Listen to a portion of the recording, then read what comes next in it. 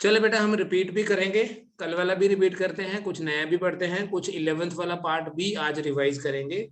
11th का वो part जो अभी यूज होना है, ठीक है। हम 11th वाला भी रिवाइज करते रहेंगे बीच बीच में, बट हम तभी रिवाइज करेंगे जिस चीज की हमें जरूरत होगी। पूरी 11th रिवाइज तो नहीं कर सकते, बट एटलीस्ट वो जरूर करेंगे जो हमें 12th में चाहिए, राइट। तो आई एम स्टार्टिंग विद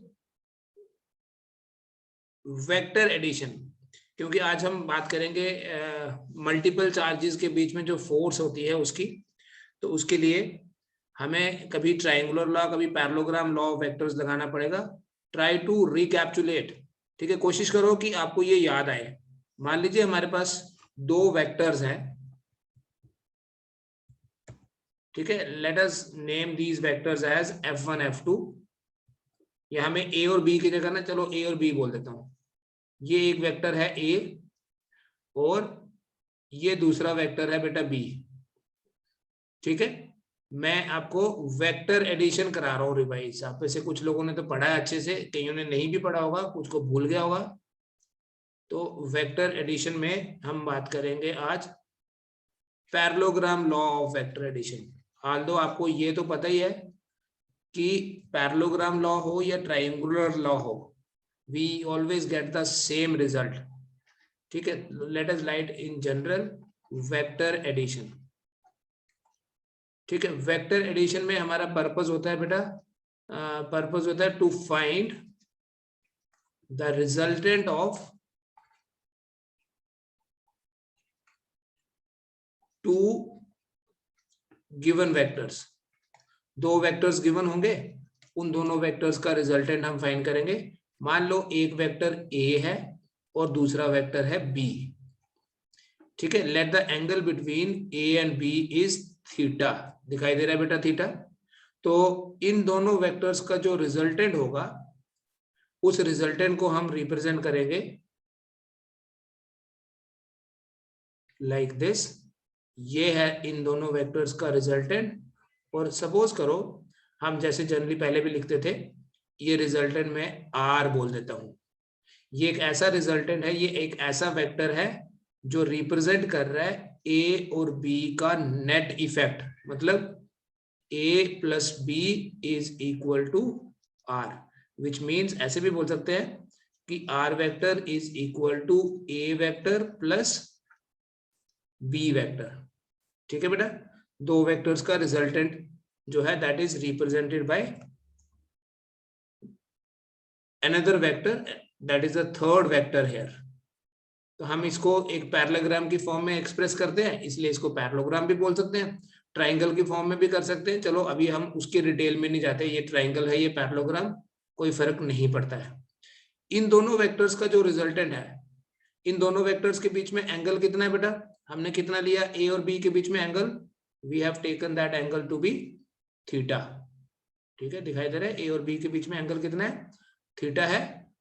और मान लो जो आर वेक्टर है वो अल्फा एंगल बना रहा है, किसके साथ? किसी एक के साथ ले लेते हैं, जैसे ए के साथ ले लिया।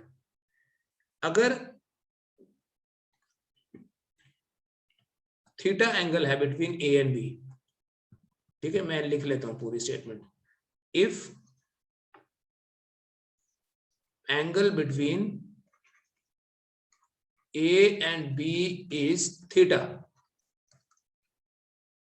देन बेटा जो आर वेक्टर का मैग्नीट्यूड होगा, सिंपली ऐसे लिखेंगे, आर ऐसे भी बोल सकते हो, that will be equal to square root of, याद होगा सबको, A square plus B square plus 2ab cos theta। This is the resultant of two vectors a and b। अगर थीटा 0 होता है, आप खुद वेरीफाई करना है इस चीज को, तो r आएगा a प्लस बी। चेक करो कैसे आएगा। अगर थीटा 90 डिग्री आएगा या 90 डिग्री होगा, तो r बनेगा आपके पास square root of A square plus B square.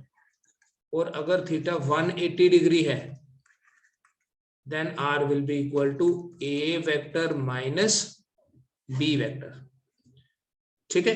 और अगर हम ये एज्यूम करें कि आर वेक्टर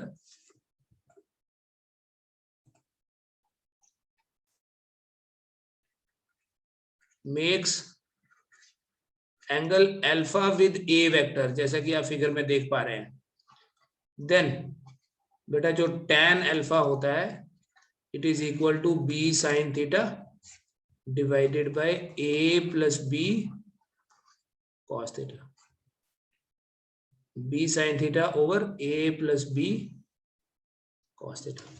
तो ये है दो वेक्टर्स का मैग्नीट्यूड का formula. This is magnitude of two vectors.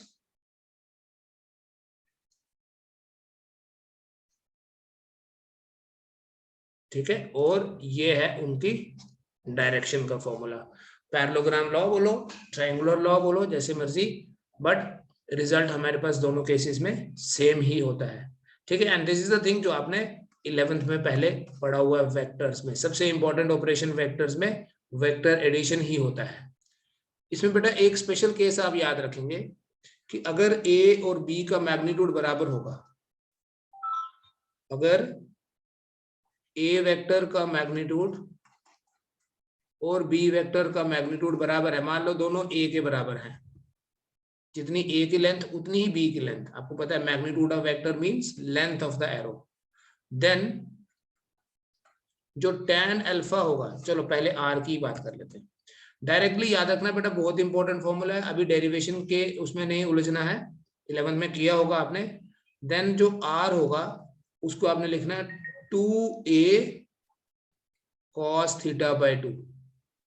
Resultant का फॉर्मूला क्या लिखोगे, 2a cos थीटा बाय 2, और जो tan अल्फा होगा अगर फॉर्मूले में डालोगे वैल्यू, हाल तो ये अभी वैल्यू डालना पर्पस नहीं है, alpha will be equal to theta by 2।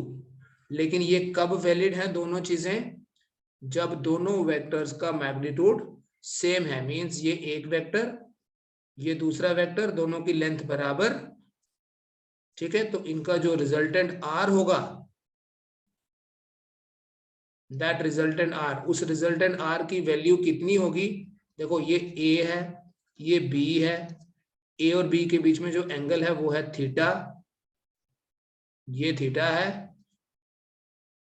Are और ए के बीच में जो एंगल है वो अल्फा है, राइट। इस रिजल्टेंट की वैल्यू कितनी होगी, एक्सप्रेशन देखिए क्या है, इस रिजल्टेंट का एक्सप्रेशन ये है 2a cos थीटा बाय 2।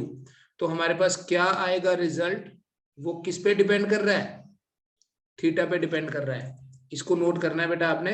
और उसके साथ साथ जो शॉर्टकट्स, हमारा जो पर्पस है, देखो यहाँ कुछ शॉर्टकट्स बनाने हैं जिनको आपने यूज भी करना है। क्या शॉर्टकट्स हैं, आप खुद बनाएंगे फॉर्मूला, इसी इसी के कोरस्पॉन्डिंग बता रहा हूं। अगर बेटा थीटा 0 डिग्री हो तो आप मुझे बताना आर कितना आया। थीटा 0 होने का मतलब दोनों वेक्टर्स की सेम डायरेक्शन है।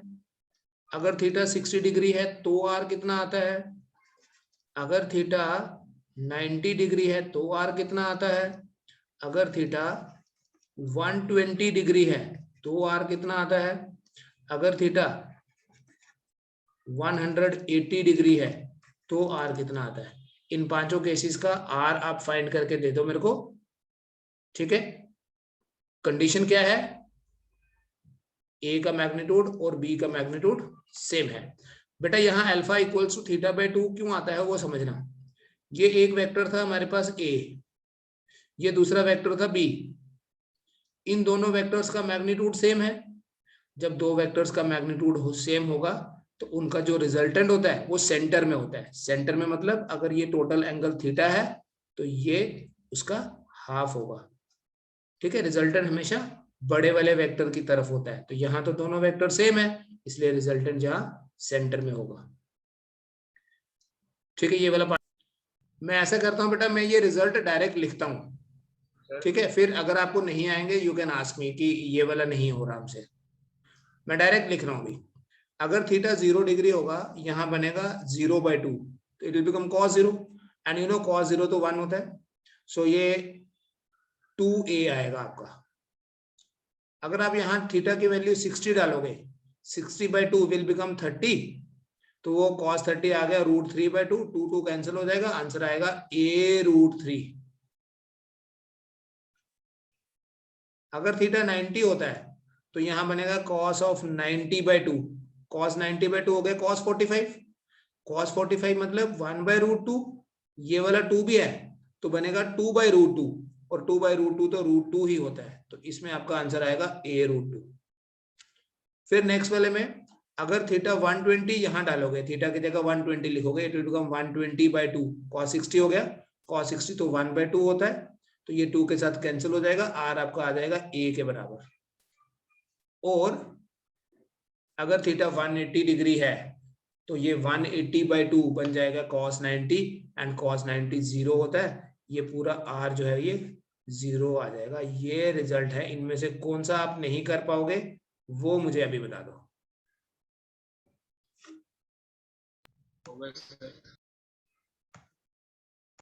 सो बेटा आज का हमारा जो टॉपिक है वो है सुपरपोजिशन प्रिंसिपल पढ़ना है हमने। सुपरपोजिशन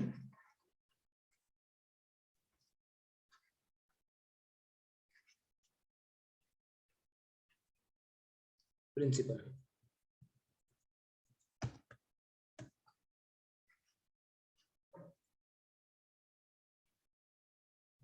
बेटा सुपरपोजिशन प्रिंसिपल की हेल्प से हम फोर्स फाइंड करते हैं अमंग मल्टीपल चार्जेस।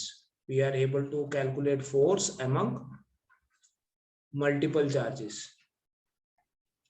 मतलब अगर ज्यादा चार्जेस प्रेजेंट होंगे तो फोर्स हम फाइंड कर सकते हैं with the help of superposition principle. ठीक है, चलिए डायग्राम समझते हैं बेटा पहले, फिर हम इसकी स्टेटमेंट पे आएंगे। मान लो हमारे पास एक चार्ज है Q1, हमारे पास ऐसे ही कोई सिस्टम है, एक चार्ज है Q1, then we have a another charge, और ये चार्ज यहां से कुछ दूर है, डिस्टेंस बाद में मैं नाम रख लेता हूं। एक चार्ज यहां से इधर पड़ा है, एक चार्ज इधर रखा हुआ है, और एक चार्ज कोई इधर भी है। ठीक है, we have multiple charges, we have Q1, we have Q2, ऐसे Q2 ले लूंगा, यहां मैं Q3 ले लूंगा, यहां मैं Q4 ले लूं, और यहां मैं ले लूं Qn। And for the time being मैं ये सारे जो चार्जेस लिए, जो सारे चार्जेस मैंने कंसीडर किए, ये सारे पॉजिटिव हैं, इंक्लूडिंग Q1। Q1 को मैंने यहां रख दिया। ठीक है, Q1 भी पॉजिटिव, Q2 भी पॉजिटिव, Q3 भी, सब पॉजिटिव है। ठीक है, और मुझे पता करना है किसी एक पर्टिकुलर चार्ज के ऊपर, जैसे Q1 के ऊपर टोटल फोर्स कितनी है। पहले स्टेटमेंट देखो क्या है, in a system of charges, in a system of charges the total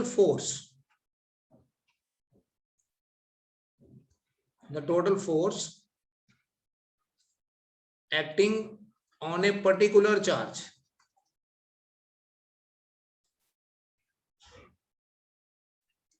is equal to the vector sum of forces acting on it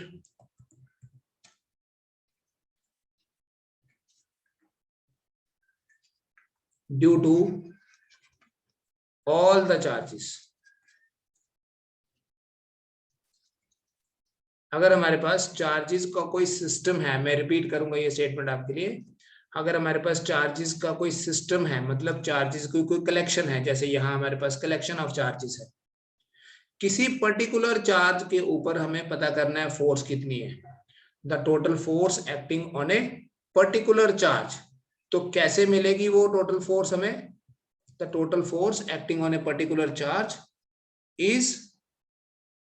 is obtained by taking the vector sum of forces acting on it due to all other charges।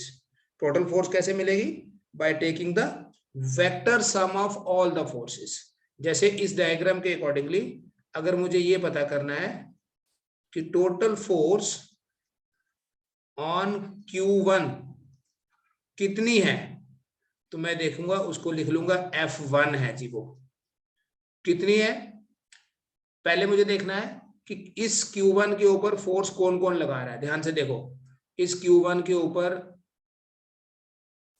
Q2 लगा रहा है, Q1 के ऊपर Q3 लगा रहा है, Q1 के ऊपर Q4 लगा रहा है, सो ऑन F1N।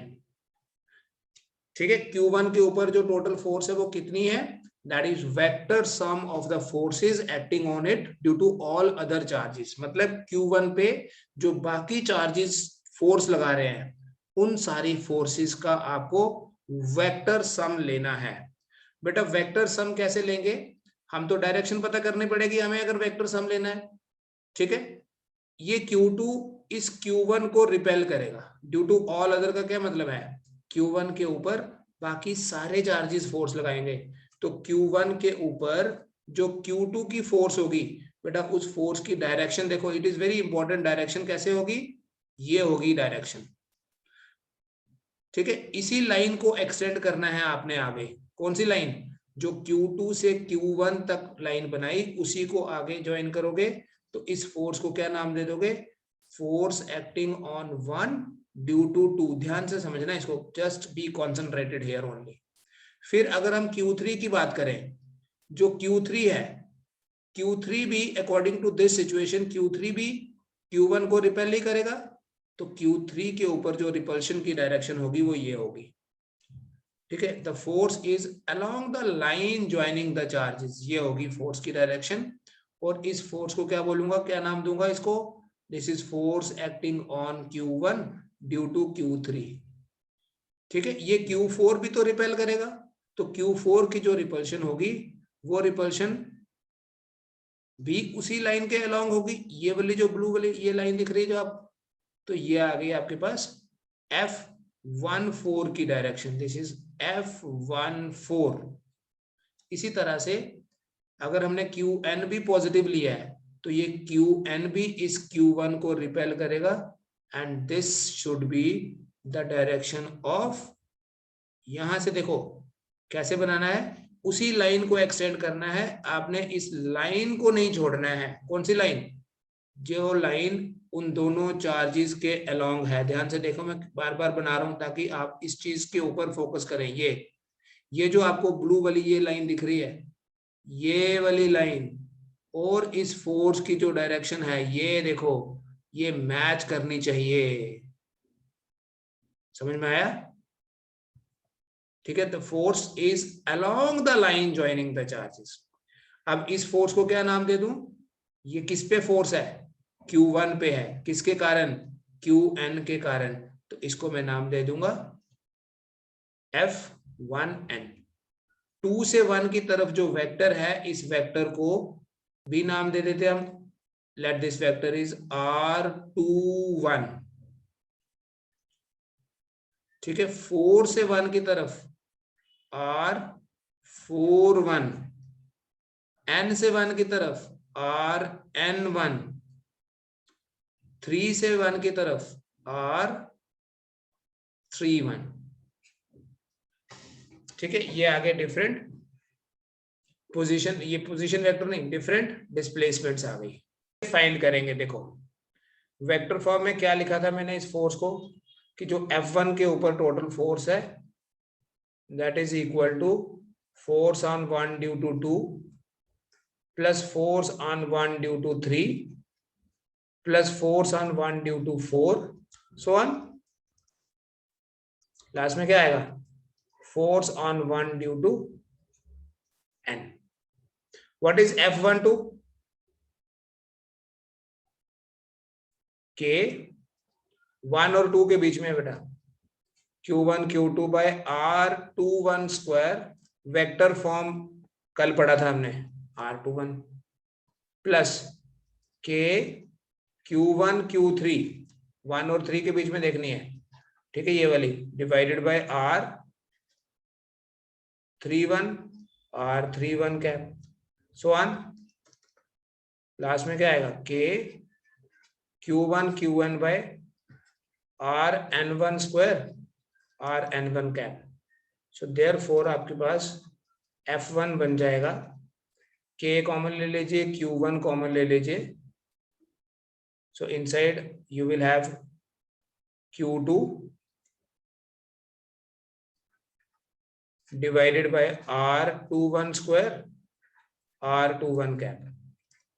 Q3 आगे लिख लो बेटा खुद, R31 square R31 cap. So one last में क्या आएगा, Qn bye Rn1 square Rn1 cap. ये आपके पास टोटल फोर्स हो गई। ठीक है, अब इस स्टेटमेंट को यूज कैसे करना है, क्वेश्चंस कैसे करने हैं, ये नोट कर लीजिए। क्वेश्चंस पे आते हैं, जो हमारा मेन फोकस होना चाहिए कि हम ज्यादा से ज्यादा क्वेश्चंस करें, तभी the things will become more and more clear. ठीक है, एंड अदरवाइज भी आपको जितने ज्यादा क्वेश्चंस करोगे, बेस जितना स्ट्रांग होगा न्यूमेरिकल्स में, फिजिक्स का उतना ही आपको बेनिफिट होगा। मैं एक क्वेश्चन लिखूंगा बेटा, पूरा फुल क्वेश्चन लिखूंगा, और नेक्स्ट टाइम आपको मैं सिर्फ समझाऊंगा। ठीक है, पहली बार लिख लेता हूं। हमारे पास 3 point charges plus Q each, तीनों positive, are placed at the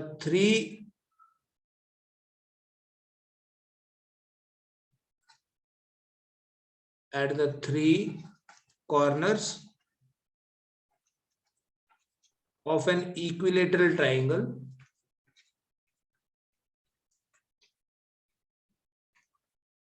having each side equal to A। उस इक्विलेटरल ट्रायंगल की हर एक साइड A है। Calculate the net force acting on any particular charge. किसी एक पर्टिकुलर चार्ज के ऊपर बताओ टोटल फोर्स जो उसके पे एक्ट कर रही है, वो टोटल फोर्स कितनी होगी। ठीक है, I take an equilateral triangle, ये मान लेते हैं एक साइड, ये दूसरी साइड, और यहां पर ये है तीसरी साइड। ये एक इक्विलेटरल ट्रायंगल है, and let us name this triangle as A B C। यहां एक चार्ज है, फॉर द टाइम बिंग मैं इस चार्ज को Q1 बोल देता हूं। यहां एक चार्ज है, सपोज ये Q2 है, और यहां तीसरा चार्ज है, सपोज ये Q3 है। मैंने सिर्फ उनको डिफरेंशिएट करने के लिए नाम दिया है, उनको आइडेंटिफाई करने के लिए नाम दिया है, अदरवाइज जो क्वेश्चन दिया है उसके अकॉर्डिंगली इन तीनों का वैल्यू सेम है, दे आर ऑल इक्वल। और इस इक्विलेटरल ट्रायंगल की साइड कितनी है, हर एक साइड A। ठीक है, मान लो हमने किस पे फोर्स फाइंड करनी है, एनी पर्टिकुलर, किसी के ऊपर भी पता करनी है। ठीक है, लेट अस सपोज कि हमने जो फोर्स फाइंड करनी है वो F1 पे करनी है, Q1 पे। तो Q1 पे जो फोर्स होगी, पहले लिख लेता हूं, total force acting on Q1। बेटा ये तो आइडेंटिफाई कर लिया कि मुझे Q1 पे फोर्स पता करनी है। दूसरी चीज ये आइडेंटिफाई करो कि Q1 के ऊपर फोर्स लगाएगा कौन। इस सिस्टम में जहां हमारे पास 3 चार्जेस हैं, तो Q1 पे Q2 भी लगाएगा, Q3 भी लगाएगा, है ना। ऑल अदर चार्जेस, तो एक फोर्स होगी 1 के ऊपर जो 2 के कारण लगी, और दूसरी फोर्स होगी जो 1 के ऊपर 3 के कारण लगी। ठीक, वेक्टर फॉर्म। अभी अगर मैं आपको बोलूं, बताओ कि F12 का मैग्नीट्यूड कितना होगा। अभी बेटे डायरेक्शन नहीं बनाई मैंने, F12 का मैग्नीट्यूड कितना होगा। तो ये देखिए, इन दोनों के बीच में फोर्स है, तो ये वाली साइड, ये भी तो A ही है, तो इन दोनों के बीच में जो फोर्स होगी, ऐसे लिखूंगा Q1 Q2 bye A square.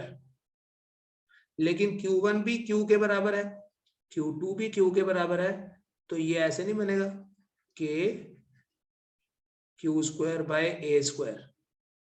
ये क्या आया F12, मतलब जो फोर्स Q1 पे एक्ट कर रही है Q2 के कारण, सिमिलरली जो फोर्स Q1 पे एक्ट कर रही है Q3 के कारण, वो भी तो इतनी ही होगी, देख लीजिए,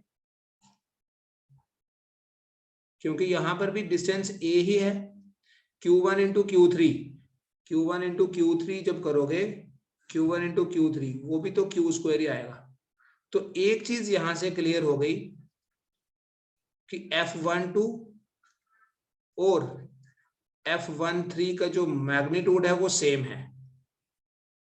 ठीक है, दोनों फोर्सेस का मैग्नीट्यूड सेम है। अब यहाँ बच्चे क्या गलती करते हैं, अगर कॉन्सेप्ट अच्छे से नहीं करा होगा तो बोलेंगे कि दोनों फोर्सेस को ऐड करेंगे तो टोटल फोर्स मिल जाएगी, बट हम ऐड नहीं कर सकते। देखो स्टेटमेंट में क्या लिखा था, हमेशा वेक्टर सम फाइंड करना है। ठीक है, that means now we need directions, किसकी, F12 की और F13 की। तो F12 की डायरेक्शन देखिए, अगर दोनों चार्जेस पॉजिटिव हैं, Q2 भी पॉजिटिव चार्ज है, Q1 भी पॉजिटिव चार्ज है, तो इस पॉजिटिव को ये वाला पॉजिटिव रिपेल करेगा। पता चला, इसी लाइन को आगे एक्सटेंड करा और इस लाइन को आगे एक्सटेंड करोगे तो ये आ जाएगी दूसरी वाली फोर्स। कौन कौन सी, नाम रख लें, पहले से रखा हुआ है वैसे नाम, ये F12 है और ये F13 है। ठीक है, अब देखो बेटा, आपने F12 का मैग्नीट्यूड भी निकाल लिया कॉलम्स लॉ से, F13 का मैग्नीट्यूड भी निकाल लिया, और यहाँ ट्राइंगल दी हुई है इक्विलेटरल, तो इक्विलेटरल ट्राइंगल है तो ये वाला एंगल तो 60 डिग्री होगा, और अगर ये 60 डिग्री है तो ये वाला एंगल भी तो 60 डिग्री ही होगा, वर्टिकली अपोजिट एंगल है। ठीक है, और अगर आप पैरेललोग्राम लॉ अप्लाई करोगे यहाँ, तो उसकी हेल्प से आपको ये मिलेगा रिजल्टेंट। क्या नाम रखूं बेटा इस फोर्स का, ऑलरेडी रखा हुआ नाम है, F1 बोला हुआ हमने इस फोर्स को, तो ये आ गया F1 की डायरेक्शन। ठीक है, देखो बेटा इसको, फिर देखिए, अगर मुझे रिजल्टेंट फोर्स फाइंड करनी है, F12 का कितना मैग्नीट्यूड निकाला था मैंने, F12 का मैग्नीट्यूड है, F13 का भी उतना ही है, that is equal to K into Q square by A square. लेकिन इन दोनों के बीच में एंगल कितना है, अभी यहां से दिख रहा है आपको ये angle, the angle between F12 and F13 is 60 degree. और आप 60 डिग्री के केस में डायरेक्ट बोल सकते हो, देखो अभी हमने पढ़ा था, जब 60 डिग्री एंगल होता है तो रिजल्टेंट आता है A√3, तो यहाँ डायरेक्ट बोलोगे F12 और F13 का मैग्नीट्यूड सेम है, A बोल दीजिए, इसको √3 से मल्टीप्लाई करना। लेकिन चलो हम एक बार क्या करते हैं, पैरेललोग्राम लॉ की हेल्प से करते हैं। F1 का मैग्नीट्यूड कितना होगा, F12 स्क्वायर F13 स्क्वायर, ये दो वेक्टर्स हैं, एक F12 और एक F13, plus 2F12 F13 into cos 60। ठीक है बेटा, देखना मैं एक छोटी सी चीज कर रहा हूँ यहाँ, छोटा सा ऑपरेशन कर रहा हूँ एक, ये cos 60 जो है ये 2 के साथ कैंसिल हो जाएगा। वाई, बिकॉज cos 60 तो 1/2 ही होता है। सो अब हमारे पास F1 कितना बना,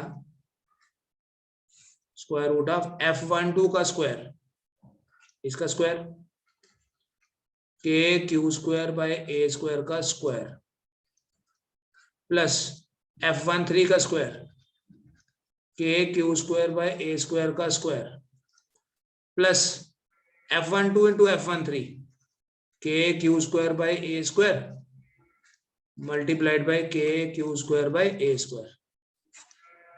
अच्छा, ये ऐसे हो गया, अगर आप सोचो तो ये हो गया ऐसे, रूट के अंदर है x square plus x into x, ये ना देखो x square x into x, 3x square हुआ। तो जब 3x स्क्वायर लिखोगे तो रूट के अंदर आएगा ऐसे 3 K Q square by A square and then ये square, square and root cancel, तो बनेगा K Q square by A square root 3, जैसे आपको यहाँ शॉर्टकट में बताया था। नोट कर लीजिए इसको भी आप, कोई डाउट है तो पूछो।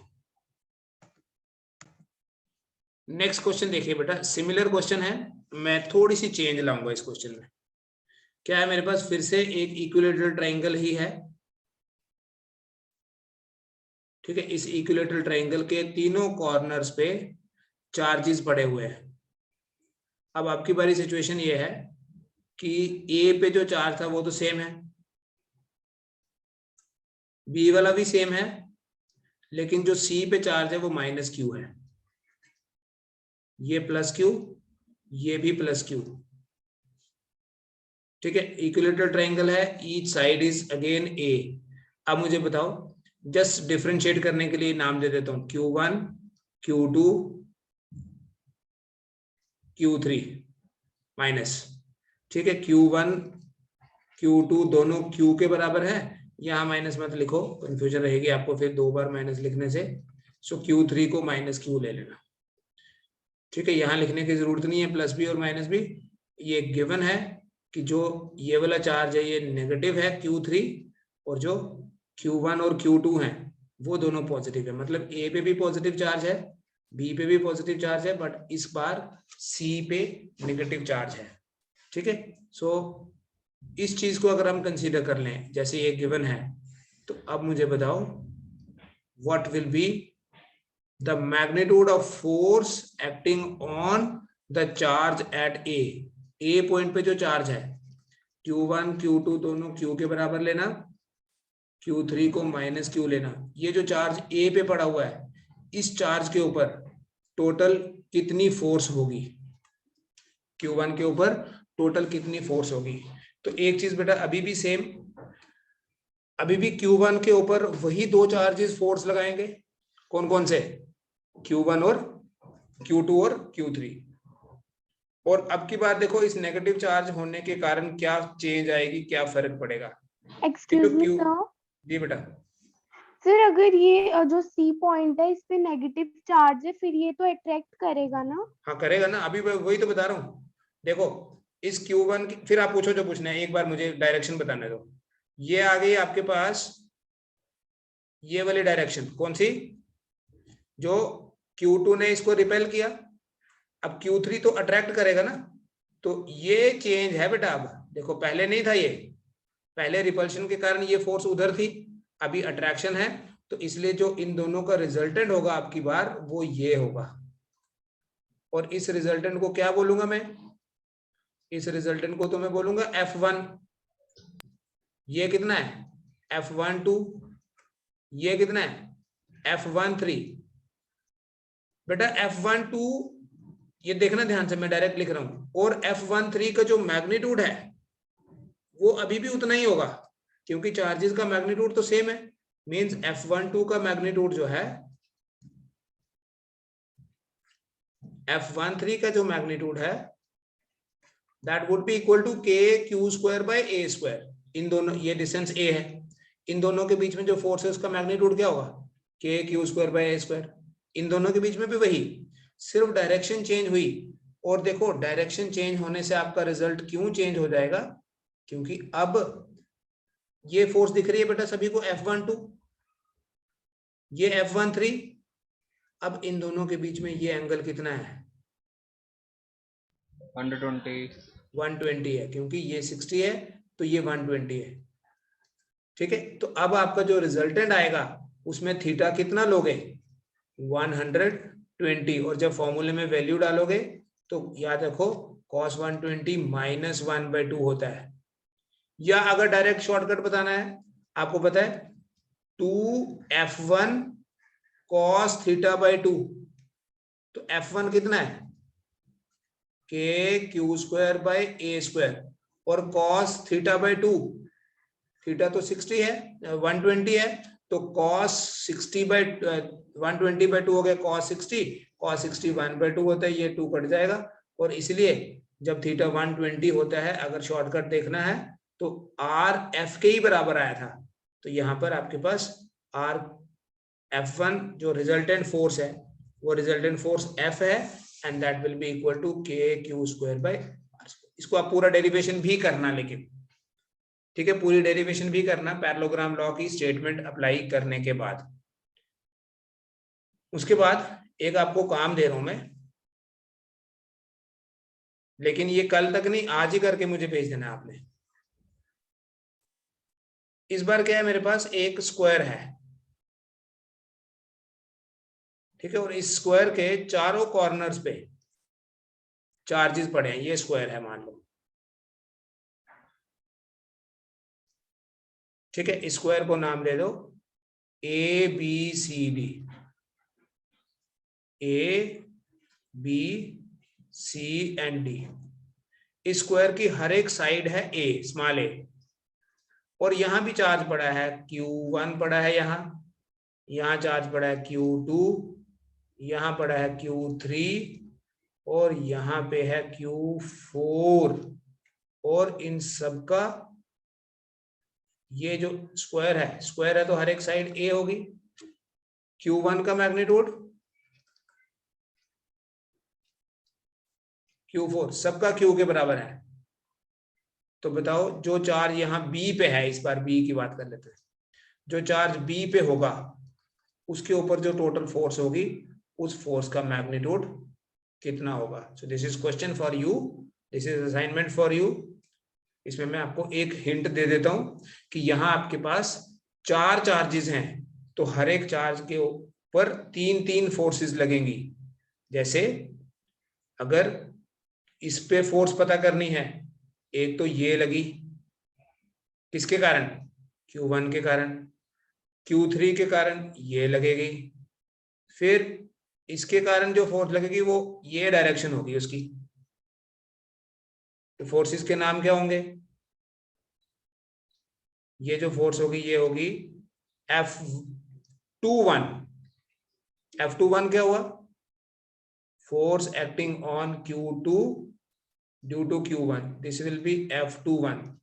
ये होगी F23, ये होगी F24। सबका मैग्नीट्यूड निकालो और फाइनली आपको रिजल्टेंट फाइंड करना है, और उस रिजल्टेंट की वैल्यू, उस रिजल्टेंट का मैग्नीट्यूड कितना होगा वो तो आप बताओगे, बट वो अलोंग दिस लाइन होगा, ठीक है। कुछ नाम रख लेना उस रिजल्टेंट का, ठीक है। नहीं होगा तो I will do it for you tomorrow, but at least एक बार ट्राई करो। इसमें आपको इस डिस्टेंस की जरूरत पड़ेगी, डी से लेके बी तक, ठीक है, ये वाला डिस्टेंस। तो आप ये डिस्टेंस फाइंड करो पाइथागोरस थ्योरम से, खुद करो थोड़ा सा, ठीक है। तो ये ट्राइंगल और स्क्वायर वाला आज कर लो, थोड़ा सा और आगे तक करेंगे हम कल हम न्यूमेरिकल्स ही डिस्कस करेंगे इस पे बेस्ड।